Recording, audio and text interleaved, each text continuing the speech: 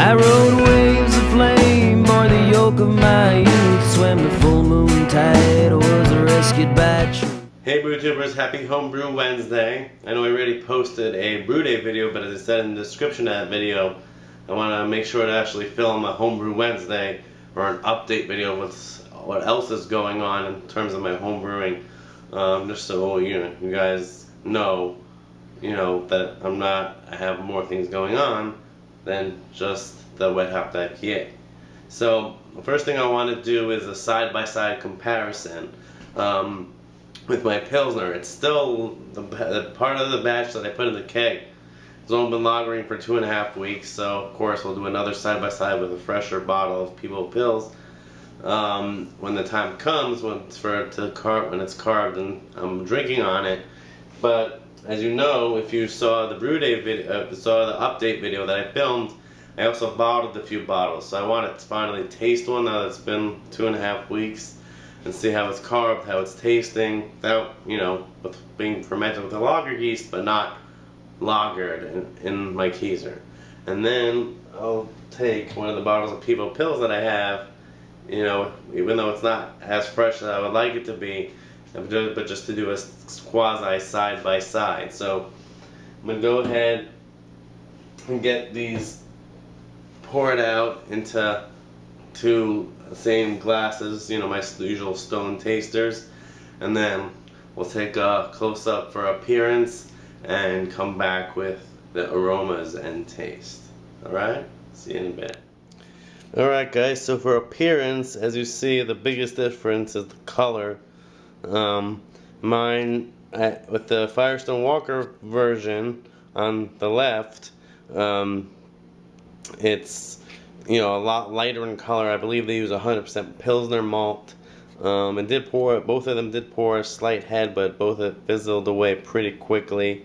Like you may know, I used some more specialty malts to get more of a malt complexity into the beer because I wasn't doing a decoction mash. I did a step mash. So definitely, if you look, they both have a little bit of chill haze, but you could definitely see through, both of them. The actual People Pils is definitely clearer, I believe, but this one hasn't been lagered and hasn't had time to really settle out, so I'm not too worried about that.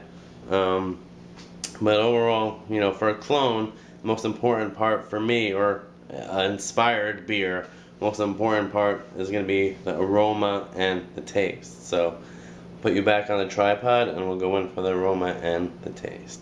Alright, so we're going to start off with the actual People Pils, the beer that my Lion's Roar Pilsner was inspired by.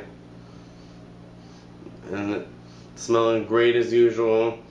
The hops faded a little bit over time, but overall the aroma that I love about the beer, with like the fresh sapphire hop, like fruity grassiness, it's so unique. It smells like a Pilsner, but that sapphire and Malt Select combo just has its own unique character, and you can smell a little bit of malt sweetness in there too. So let's go for the taste.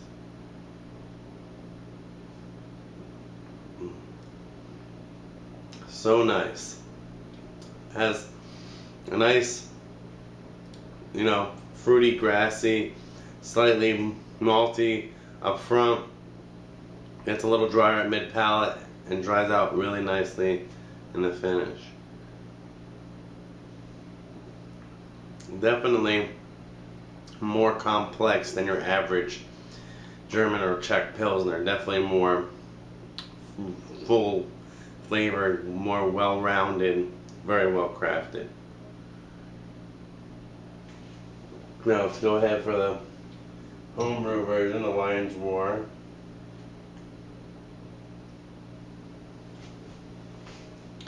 Now, beyond adding the extra specialty malts, I use a little bit of a different hop schedule. I added the Malt Select into the the sapphire into the boil when they, I think, only dry hopped with sapphire, so it's going to be a little different, but overall it should be pretty similar.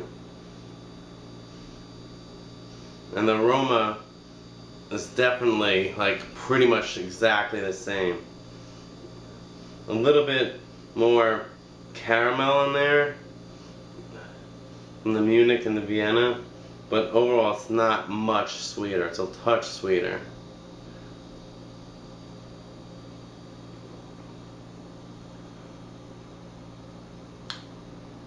Yeah, the taste is a lot sweeter than I thought it would be. The hop aroma is the same, but all those specialty malts definitely are coming out a lot.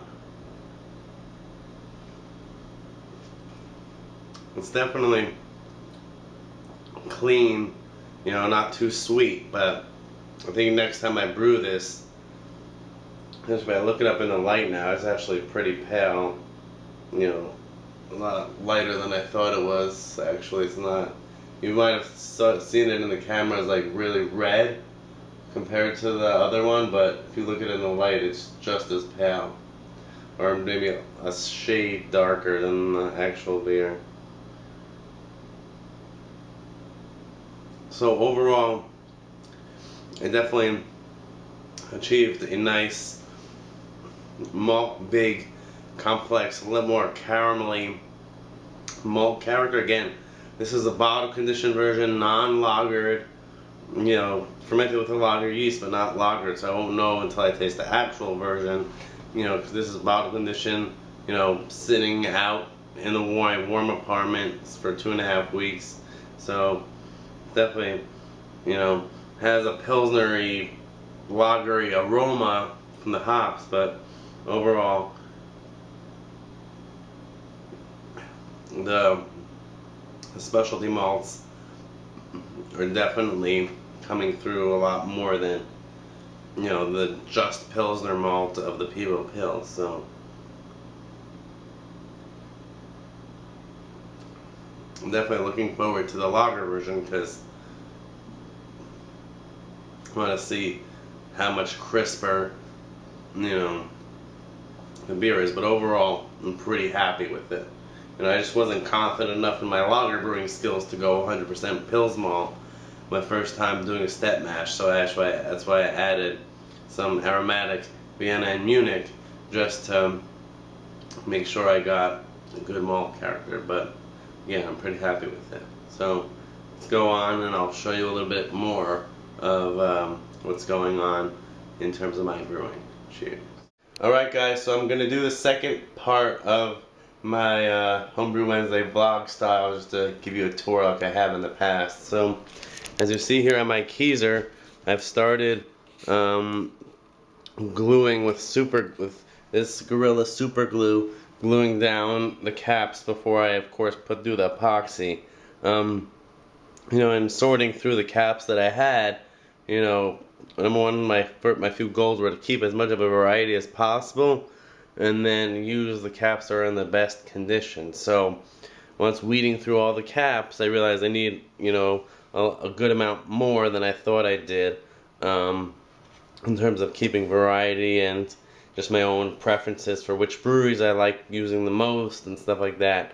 So I need about, you know, I'll have to sort through the rest that I have and see how much more I want to use, but I need to put about 140 more caps on here. So again, if you're willing to donate, then let me know. And then in there, you know, nothing new. I have my brown ale, which I've been drinking on a lot, and my Pilsner lagering. So, and then over here in the fridge, I have my wet hopped IPA. You don't need to see that because, you know, I'll put a link in the description to the video for that. And then we'll just go over to the end of the hallway, and over here I have my wild version of my Imperial Rye Saison, which, as you can see, the apricots are still on the top. It hasn't, like, they haven't descended yet and formed the pellicle, so I guess I'll just have to wait for that. we'll see what happens as the time goes on. And then over here, I had to take out my liquid sustenance saison, so it's pretty much settled out, as you can see. It's just tasting.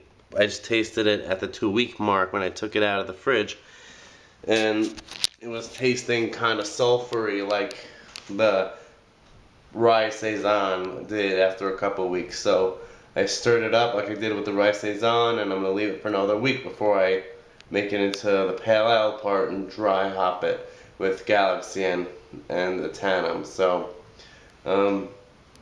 that's about it. I'm still collecting bottles here for when I bottle, any future beers, and my craft beers over here, along with more homebrew.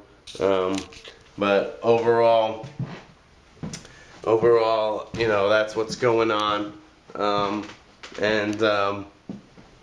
Yeah, so I guess once I finish, putting on the last few caps for the Keyser lid and, pouring the epoxy, I'll post a separate video of that. But otherwise, as things come along, probably in a couple weeks I'll start carving the lagered version of my Pilsner and seeing how, then doing another side by side, obviously, once it's drinkable and carved, and then any other beers that I have in the works. Once I have updates, of course I'll include those in other future Homebrew Wednesday videos or separate update videos like I've been posting recently. So happy Homebrew Wednesday, guys, and I'll see you in my next The Brewed Palate video. Cheers.